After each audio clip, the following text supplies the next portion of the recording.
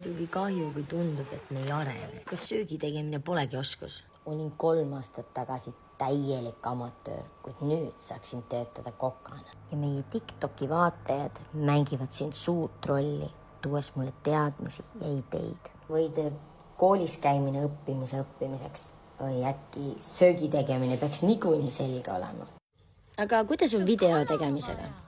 Kas peaksin minema ajakirjanikuks õppima, et seal väärtust oleks? Mu 3-minutisel lennuki videol on hetkel 57 000 vaatamist. Tehke järgi, kui see nii lihtne on. Saaksin kindlalt kuhugi reklaamiagentuuri tööd. Või näitlejaks. Aga kas te katust või palki majal oskate vahetada? Liivapõrandat ehitada? Vannitoa põrandaplaate panna? Ja nii edasi. Kõik need oskused on TikToki ajal omandatud. Tapeeti oskasin juba enne vahetada. Ja mitte vaid ei oska, vaid olen teinud ka ja endale. Ikka pole piisav. Aga kuidas on endale toidu kasvatamisega? Tundub nii lihtne. Mis ta siis ei kasva? Kui nii arvad, siis ilmselt pole sa selle eest vastutanud. Kas seente ja ravimtaimede tundmine on oskus?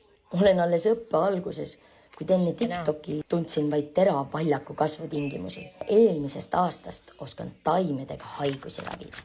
Meie Kanepi teele teen juba 3. aastat tootedisaini. Mis ametit ma selleks kõigeks pean kooli õppima minema, et oleks õige? Või paljud inimesed on teinud sellise ekraani nagu Marti, pidevalt seda edasi arendades. Kas reisimine on arendav? Kogemused? Mida on reisilt õppida? Keelt.